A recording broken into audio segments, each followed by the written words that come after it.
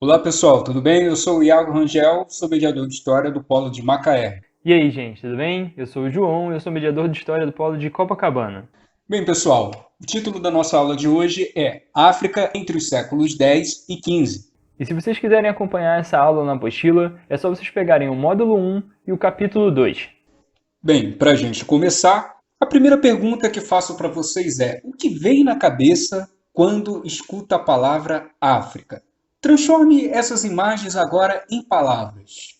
Bom, uma vez que a aula é gravada, eu não acho que ninguém vai responder a gente agora, né? Mas eu posso fazer uma pesquisa aqui rapidinho para ajudar a gente. Aqui, Iago, eu achei um negócio daquele da Fátima Bernardes. Vou colocar aqui na tela para você dar uma olhada. João, interessante as palavras aqui que apareceram. Pobreza, animais, doenças, ou seja, são imagens que geralmente dizem daquilo que a gente assiste no nosso dia a dia, né? Produções hollywoodianas, os noticiários, muitos deles giram em torno desses temas. Concorda comigo? Iago, realmente lembra muito a maneira como a mídia costuma representar a África, né? E não sei se você sabe, mas essa representação frequente, que bate sempre nos mesmos elementos, ela tem um nome. Uma escritora nigeriana chamada Chimamanda Adichie cunhou um termo para isso. Ela fala que isso é uma história única que é contada sobre o continente. Verdade, João. E é por isso a importância da Lei 10.639 de 2003, né? A lei que estabelece a inclusão da história do continente africano, da cultura africana na sociedade brasileira e na sua história, né? Nos currículos escolares. Ou seja, é uma oportunidade que nós temos, desde a educação básica, de rever essas representações, aprendendo não somente a sua importância na nossa sociedade, mas como que esse continente é riquíssimo na sua história, na sua diversidade. É, isso aí, Iago. Então vamos aproveitar essa oportunidade para deixar claro o que a gente vai falar na aula de hoje, certo? Como a gente já deu a entender pelo título, o foco é a África e a gente vai estar tratando ali do intervalo dos séculos X até o século XV, que vai englobar uma série de grandes transformações e um considerável desenvolvimento econômico das relações internas e externas. No meio do que a gente vai conseguir perceber a ascensão e o declínio de diversas sociedades, ok? No entanto, é muita coisa para falar. Então a gente vai precisar dar ali uma certa ênfase em alguns dos elementos, alguns dos processos que estão rolando nesse período. Justamente porque a África é marcada por tamanha diversidade de formas de organização, de religião, várias culturas, vários modelos econômicos diferentes, a gente não tem como falar de tudo. Então a gente vai dar algumas ênfases para tentar melhor possível representar a diversidade desse continente. Bem, pessoal, temos aqui agora um mapa que estamos chamando aqui na nossa aula de mapa base, onde é possível a gente perceber alguns elementos sobre as transformações, relações internas, externas e diversidade cultural e política que o João chamou bem a atenção sobre o período que estamos estudando. De cara, podemos destacar, olhando até para a legenda como referência, uma grande área chamada área de influência islâmica, que vai do norte da África e se estende a uma faixa do Oriente Africano. Também podemos perceber, por esse mapa, a marcação territorial de grandes reinos e impérios e, além disso, rotas comerciais que estariam ligando esses diferentes pontos no interior dessa área roxa, né, que representa a chamada zona de influência islâmica, como dissemos. Bom, vamos focar aqui agora nessa região mais ao norte do mapa. A área do Maghreb, do Egito. O que vocês viram em uma aula anterior é uma área em que o Islã vai se expandir de maneira muito acelerada. E essa expansão ela vai ser levada a cabo por diversos agentes que vão ter interesses diferentes envolvidos nesse processo, certo? A gente vai ter comerciantes que estão indo de um lado para o outro e vão contribuir para a expansão do Islã. A gente vai ter clérigos que vão seguir esses comerciantes. A gente vai ter sociedades nômades que estão chegando e militarmente promovendo também essa expansão do Islã nesse momento. Então, o norte da África, nesse período, ele vai passar por uma série de transformações que vão estar associados a essa expansão do Islã. A gente vai ver unificações, a gente vai ver fragmentações, novas dinastias surgindo, novas dinastias indo embora, novos limites territoriais que vão estar se transformando o tempo inteiro, apogeus e decadências de sociedades. novas ideias dentro do Islã que vão surgir, vão se difundir, vão ganhar espaço e depois vão desaparecer de novo.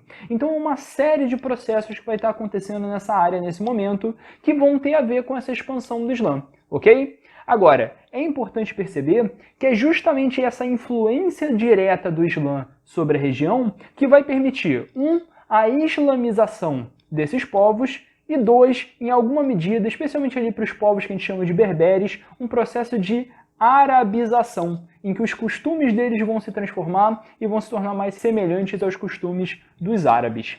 Uma questão interessante da expansão do islamismo é que ela não teve ligação apenas com questões políticas e territoriais, já que desenvolveu também uma relação íntima com as práticas comerciais, como vocês podem até perceber no próprio mapa.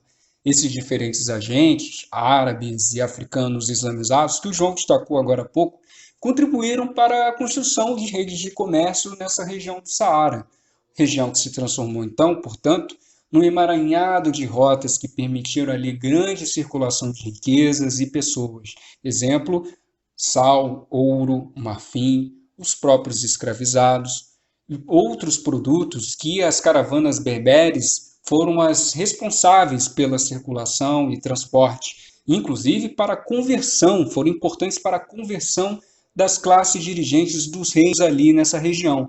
Claro, dirigentes esses que viram na conversão ao Islã uma estratégia para poderem participar das relações que ligavam as suas regiões a outras do continente e fora dele. Um exemplo disso que o Iago falou é o caso do Mali, que é um daqueles grandes reinos que a gente consegue ver ali na região do Sudão no nosso mapa base, e que vai ser fruto da expansão do chamado povo Manden, que guiado por um carinha chamado Sundiata Keita, que é ali esse primeiro rei, cuja história está meio que polvilhada de elementos míticos, vai acabar criando um império. Um império que funcionava mais ou menos, na verdade, como uma confederação, em que os chefes locais das regiões dominadas eles eram incluídos dentro de uma estrutura de poder que contava com a intervenção desse chefe central do Império do Mali. Tá? A gente vai ter ali uma sociedade bem estratificada, com camponeses, artesãos, uma elite com funções militares, cada um com a sua função. E esse império, embora vivesse basicamente da agricultura, vai ter uma grande riqueza associada ao comércio, justamente por essa relação que vai ser desenvolvida, por ele estar inserido nessas redes de rotas que cruzam o Saara e tudo mais que a gente está falando, ok? O grande destaque que a gente pode dar para esse império é o do chamado Mansa Musa, que foi um grande rei que, enquanto ele esteve governando, o império atingiu a sua maior extensão. Ele era um rei que tinha se convertido ao islamismo e que ali, como uma demonstração de fé, também para melhorar as relações deles com os muçulmanos e tudo mais, vai fazer uma peregrinação a Meca, que vai ficar muito famosa, porque ele vai espalhar tanto ouro nessa peregrinação que ele vai afetar durante anos a economia dos lugares que ele passa. Agora, para além do Mansa Musa, a gente pode falar também da cidade de Timbuktu, que é um grande centro ali nesse momento. É um centro comercial, onde se reúnem comerciantes vindos de todas essas rotas transsaarianas. É também um centro cultural, onde se encontram intelectuais muçulmanos. E que, enfim, vai ser uma cidade que vai ser muito símbolo desse momento de apogeu do Império do Mali. Agora vamos para outra região do continente africano, a parte oriental, a costa oriental da África. Como vocês podem ver aí no mapa, o Islã também se fez presente, praticamente pelo mesmo processo que explicamos em relação ao norte, através da ação de diferentes indivíduos em seus movimentos durante o percurso histórico. Essa região já mantinha importantes relações internas e externas com outros povos, como os da Arábia, da Índia, China e outras partes da Ásia. No entanto, com a chegada do Islã, essa costa foi também conectada a outras partes do continente que estão inseridas aí nessa zona de influência islâmica.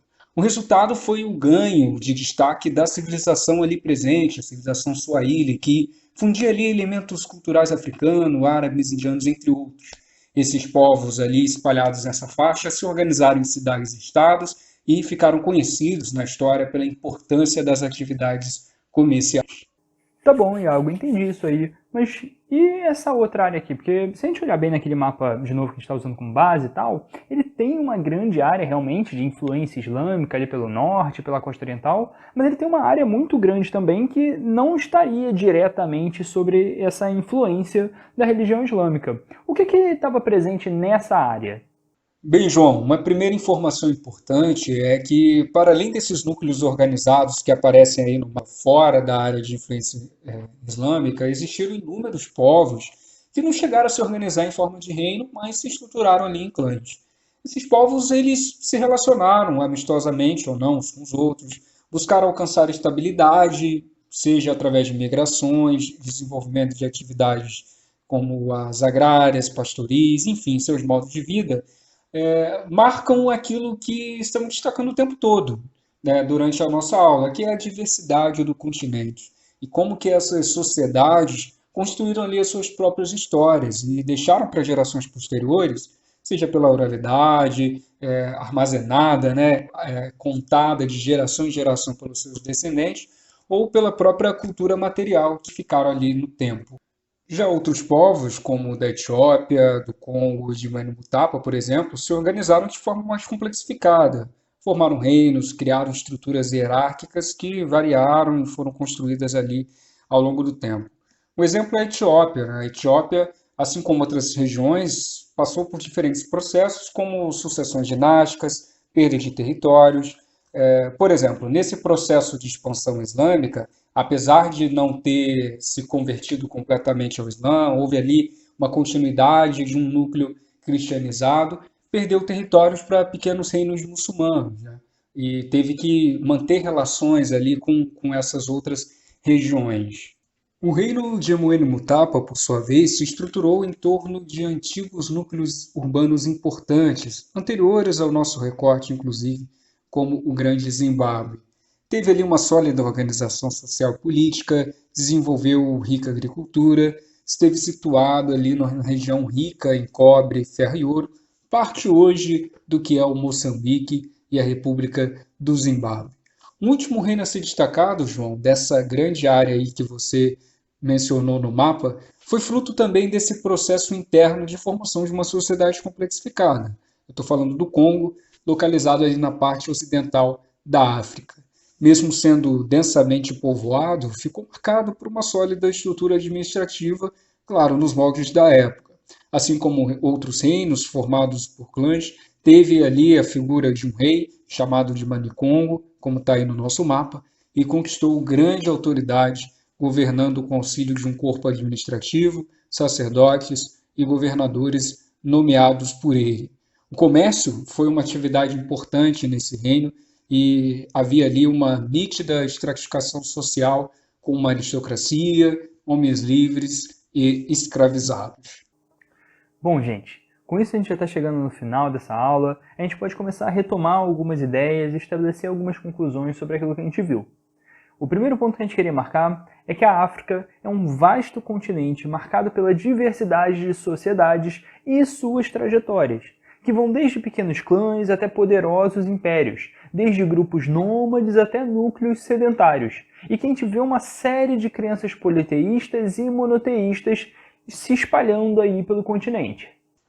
Isso aí, João. E um segundo ponto importante que ficou claro durante a nossa aula é que o continente também foi palco de diferentes processos históricos que não se resumem, claro, apenas à exploração, colonização e empobrecimento, que foram aquelas imagens que a gente teve ali no início, representadas por aquelas nuvens de palavras no estilo Fátima Bernardes, né?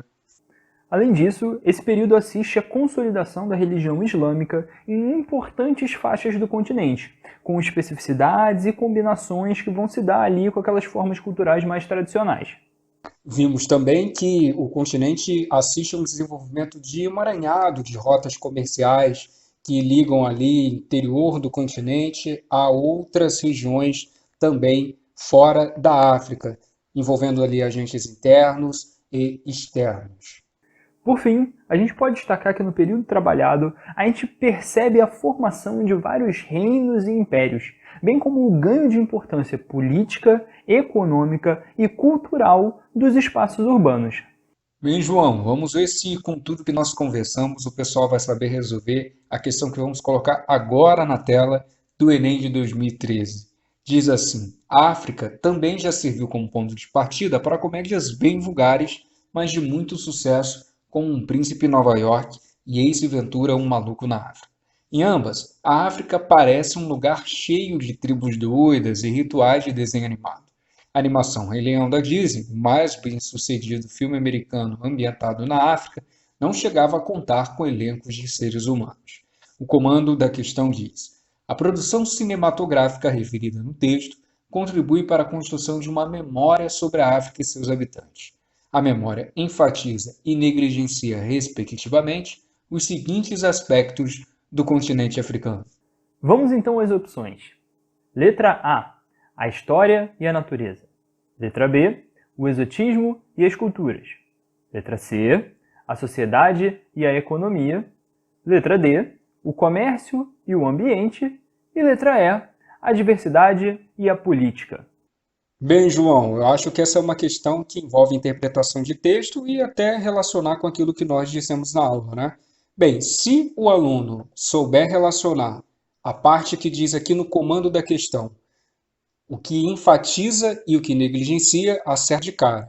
A resposta é a letra B, o exotismo e as culturas. O exotismo, como vocês podem ver no texto, é sempre destacado aí nos filmes, a questão das tribos doidas e rituais, e também apenas contar, como por exemplo, com animais ali no caso da animação Rei Leão. E o que negligencia? Exatamente a diversidade, as culturas, os seres humanos ali do continente. Bem, pessoal, fico por aqui. Obrigado, João, pela aula e espero que vocês tenham gostado. Bom, galera, com isso eu também fico por aqui e eu espero que vocês tenham gostado da nossa aula. Valeu, Iago. Valeu, gente. Tchau, tchau.